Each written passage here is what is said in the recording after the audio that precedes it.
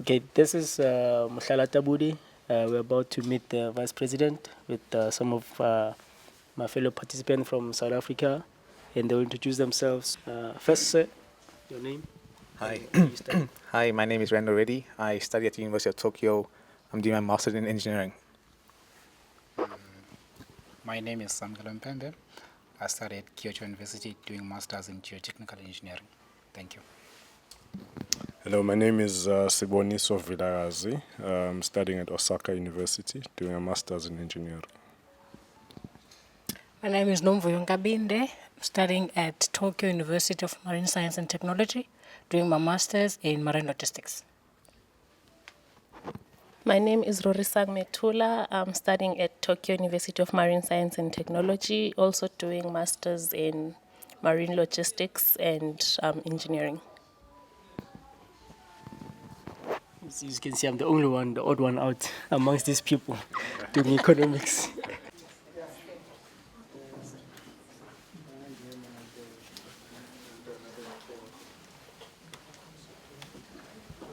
We have 6 students, South Africa, for first batches.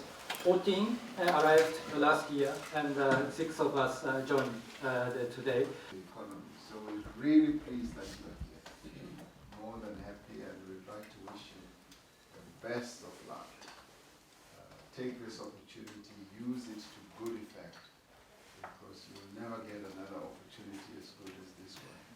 And we thank the Japanese authorities, the Prime Minister, who we are going to see now. We're going to thank him for having come up with this initiative for this program to get started, and Mr. Donuti here. We are going to expand it and make sure that we get as many of you focused in certain areas of the needs that we have in our country. So you've made our day. Thank you for being here and remain focused. Thank you very much. I think this is a really outstanding initiative, and it gives the young people in our country a great opportunity to learn. Some of the really outstanding leaders in our country took up the opportunities to learn overseas, like John Langalibale Ledube, Pixley Gaiseme, Sol Plaiki. They went overseas and learned a lot and came back and changed the country. They formed the African National Congress, they developed education in our country, and that is why it is important that all of you take up this opportunity, because more than learning, you come back filled with ideas of how we can develop our country and our economy. So we're very pleased that our partnership with Japan as South Africa has extended to practical areas of cooperation and assistance. So we're taking this up, and we're very glad that we've got bright young people like yourself and the others, and the 49 others who are coming, who have taken this opportunity up to learn and to be educated. And the important thing is that you all want to come back home and work for South Africa's development and future. So that is what makes us happy. Thank you very much. Thank you very much for your time. Thank you. Yes. Thank you. Thank you.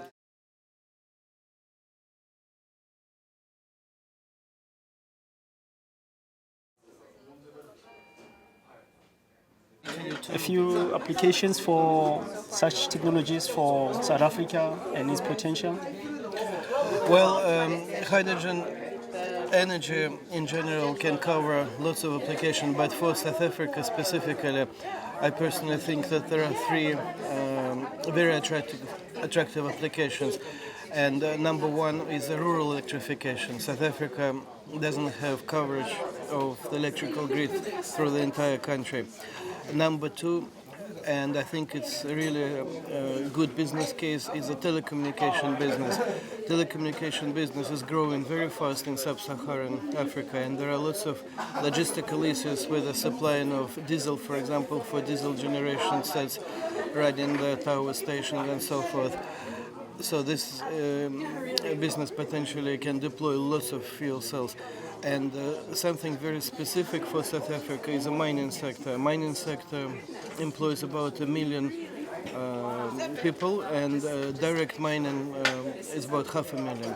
And as you know, mining sector is very energy intensive, so mining sector needs to save on energy. And for specific South African applications, the cost comes from the ventilation, the so-called air movement in the mines, because mines are very deep, and the cooling of those mines. So the application of other than diesel energy carrier in underground is very attractive. So those three. And your experiences in terms of Japan's advancements in this area, do you think there's something that we can import to South Africa in terms of improving those areas that you've mentioned? Yeah, certainly. I believe that technology in South Africa is hydrogen technology is still in the developing stage. Our program, HISA, that runs and responsible for driving this technology, is only about 5 years old. And we certainly can learn a lot from Japanese R&D activities and products, such as systems, such as catalysts, such as membranes, for example. South Africa currently has energy challenge. So looking at alternative energy sources and technologies is important. And one of those is obviously fuel cells. It's important for us given our huge stock and reserves of platinum. As a major producer of platinum, it means we have a resource that we can use to industrialize. Japan, on the other hand, has extensive experience and is a global leader in fuel cells, R&D and technology. So they're already leaps ahead of us.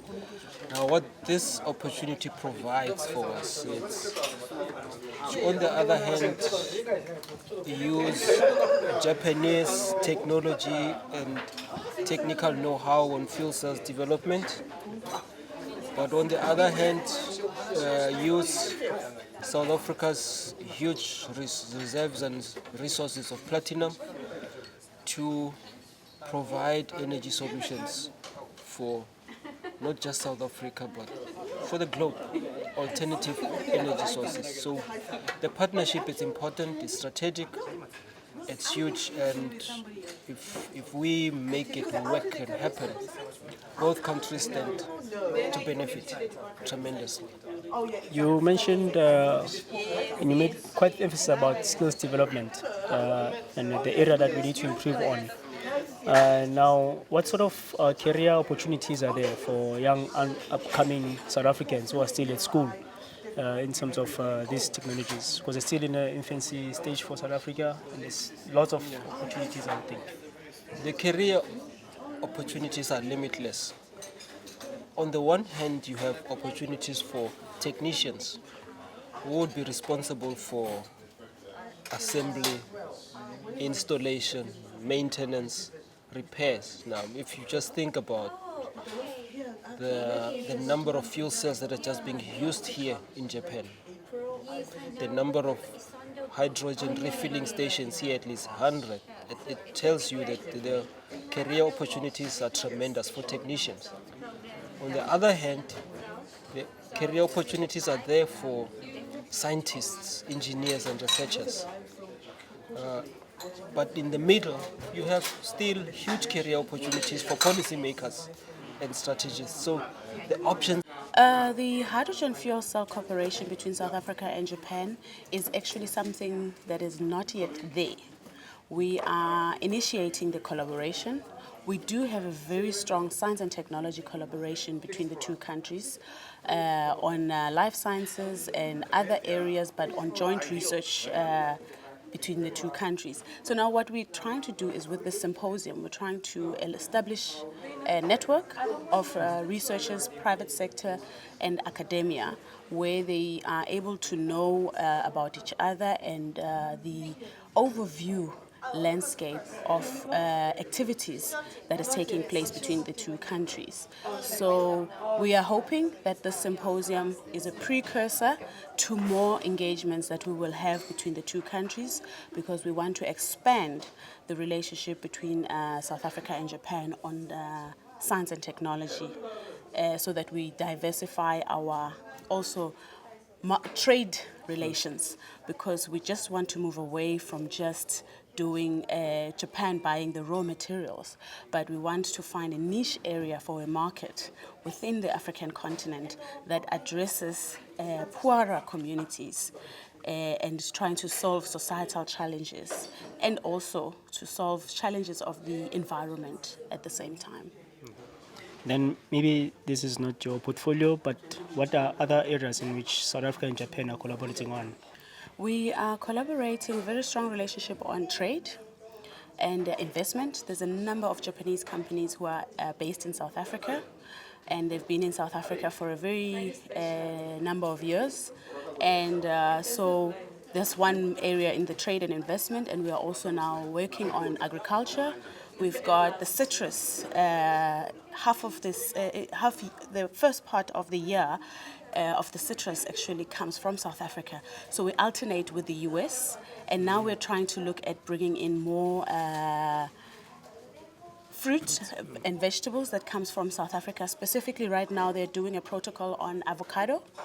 As well, we want to see the South African beef coming into Japan, and we want to have the ban that has been put on South African beef lifted. So these are the main areas right now we're collaborating on. The symposium on hydrogen economy between South Africa and Japan.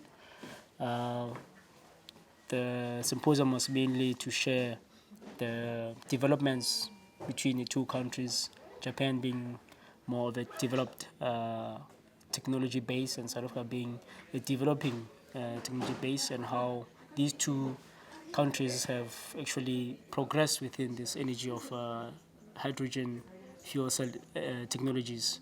There's been lots of talk about collaboration and lots of opportunities for both countries to actually exploit.